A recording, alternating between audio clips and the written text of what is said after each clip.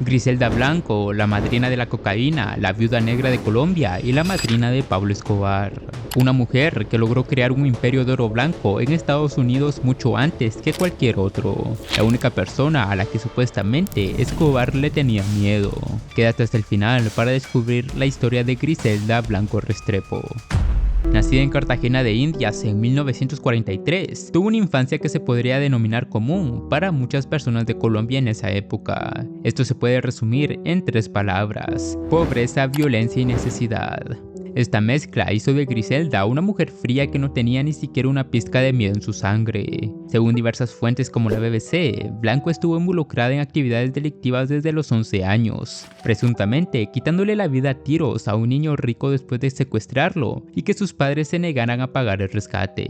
Durante su adolescencia se introdujo en el mundo criminal. A los 13 ya se prostituía y a los 16 había caído bajo la protección de una pandilla. Era inteligente, calculadora y sobre todo ambiciosa. Para ella, Medellín no ofrecía un futuro, solo hambre o crimen, y eligió lo segundo para comenzar a crear su imperio. Durante estos años conoció a Carlos Trujillo, su primer esposo, quien se dedicaba al negocio de la falsificación de documentos y contrabando. Griselda absorbió esas enseñanzas como una esponja, sin embargo, Trujillo desapareció de la escena.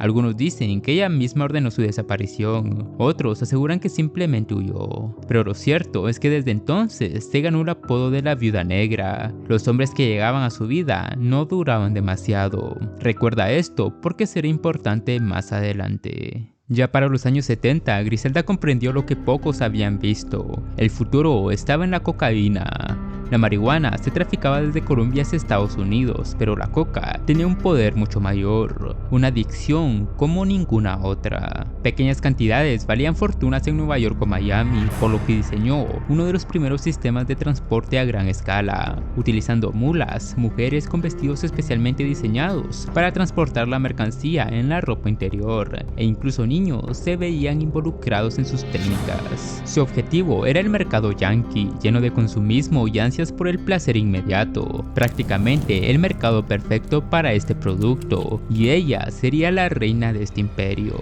Nueva York fue su primera conquista. Montó una red de distribución que inundaba los barrios con cocaína pura. La policía apenas comprendía lo que estaba ocurriendo cuando las calles ya estaban repletas con esta sustancia. Griselda, como cualquier otro grande dentro de este mundo, era contundente con los traidores. Si alguien robaba, si alguien lo desobedecía, daba la orden de disparar sin piedad, ya sea de día o de noche, frente a familiares o desconocidos. Gracias a esta brutalidad y el enorme mercado que aperturó, la DEA comenzó a seguirle la pista. Pero ella se movía con astucia, usando identidades falsas y cambiando de casas como quien cambiaba de ropa. Fue en esta ciudad donde vivió otra de sus grandes batallas personales. Tras la desaparición de Trujillo, se casó con Alberto Bravo, un hombre de su mismo porte y carácter. Juntos expandieron el negocio de la cocaína, hasta que una disputa por dinero acabaría con la vida de uno de ellos. Era 1975 y la discusión acabó en balacera. Bravo cayó al piso sin vida, mientras que ella salió ilesa, nuevamente haciéndole honor a su apodo de la viuda negra, que con el tiempo se convertiría en una leyenda. En este mismo año fue acusado en Nueva York de narcotráfico,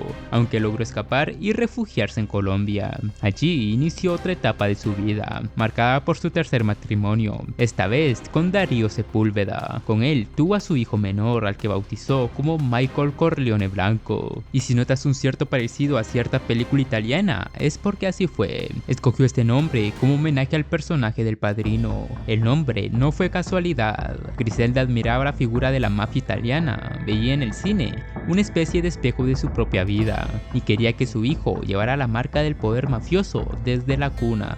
Mientras tanto, sus lazos con el cartel de Medellín comenzaron a tejerse. Griselda era mayor que Escobar y para muchos fue una especie de mentor en los primeros años del capo. Lo conoció en los 70, cuando él apenas ascendía en el negocio del contrabando y la coca. Ella ya había construido rutas hacia Estados Unidos y Escobar, con su ambición desbordada al igual que ella en su juventud, supo ver que en esta mujer había una maestra del crimen. No fueron aliados permanentes porque ambos tenían un ego demasiado grande, aunque había cierta especie de respeto mutuo. Se dice que Griselda le abrió las puertas en las rutas de Miami y Nueva York, y que Escobar a cambio le ofreció apoyo logístico en Medellín. Los dos compartían algo fundamental, la idea de que la violencia no era un recurso final, sino una herramienta diaria de control. La relación entre Griselda y Escobar fue tan peligrosa como breve. No llegaron a formar una sociedad sólida porque Griselda no aceptaba compartir el poder. Sin embargo, los años en Miami la vieron como pionera, antes incluso de que Escobar dominara la política colombiana. Ella representaba el puente inicial, la arquitecta del tráfico a gran escala, mientras que Escobar perfeccionaba la maquinaria del cartel. Muchos años después, quienes conocieron a ambos consideran que él la respetaba. Supuestamente dijo la siguiente frase: "El único hombre al que le tuve miedo fue a una mujer llamada Griselda Blanco". Esto es lo que supuestamente dijo Escobar, quien creó uno de los carteles más rentables de la historia. Ya para los años 80, Griselda se instaló definitivamente en Miami. La ciudad soleada y turística se transformó en un campo de batalla. Las calles se llenaron de dinero en efectivo, cocaína y cadáveres. Ella ganaba hasta $80 millones al mes, un imperio construido a punta de violencia. Fue en ese tiempo cuando popularizó uno de los métodos de asesinato que se convertirían en su sello: los sicarios en motocicleta. Dos hombres, uno conduciendo y otro disparando, podían ejecutar a cualquiera en segundos y desaparecer en el tráfico. Esta técnica se convirtió en su sello del terror durante esa época. Sus crímenes eran descarados. Durante la llamada masacre de Deadland Mall, sicarios enviados por Blanco entraron a un centro comercial y dispararon contra rivales a plena luz del día. Frente a familias y niños no les importaba nada. Miami comprendió entonces que ya no era la ciudad de las playas, sino el epicentro de una guerra sangrienta. Los noticieros hablaban de los vaqueros de la cocaína y Griselda era la reina de todos ellos. Con la llegada de todo este poder y dinero, su vida privada se convirtió en un caos. Entre fiestas, drogas y armas, trataba de cuidar a sus hijos. Era una madre contradictoria, sobreprotectora, pero asesina implacable. Le rezaba a los santos, pero ordenaba ejecuciones sin pestañear.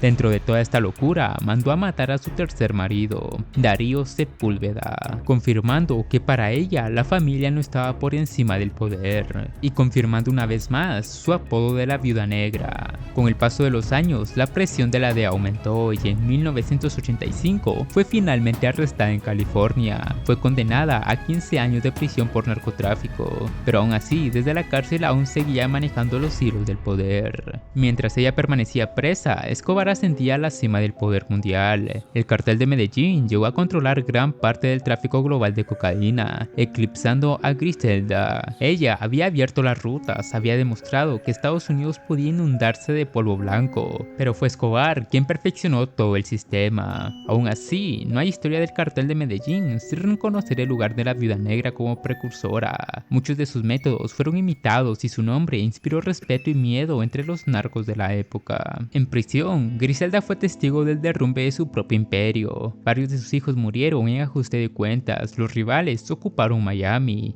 y sus aliados la abandonaron. Cuando fue liberada en el año 2004 y deportada a Colombia, ya no era la mujer poderosa que había sido. Era una figura envejecida con enemigos acumulados y un historial sangriento imposible de borrar. Su final llegó en el año 2012 en Medellín, la ciudad que la vio crecer entre la miseria y el crimen. Tenía 69 años cuando salió de una carnicería en el barrio de Belén. Dos hombres en motocicleta se le acercaron y le dispararon en la cabeza, causándole el descanso inmediato. La ironía era macabra, cayó víctima del mismo método que ella había inventado décadas antes. El círculo de la violencia se cerraba sobre su propia vida. El legado de Griselda aún es recordado por algunos pocos. Abrió caminos para el narcotráfico que luego explotaron capos como Escobar, pero lo hizo a un costo brutal. Cientos de vidas perdidas, ciudades enteras sumidas en el miedo y familias destruidas. Su historia mezcla admiración y horror, fascinación y repudio. Fue la dama de la cocaína, la Viuda Negra de Colombia,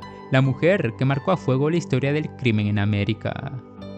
Si te gustó el video, no olvides suscribirte y darle me gusta, eso me motivaría mucho a seguir creando videos como este.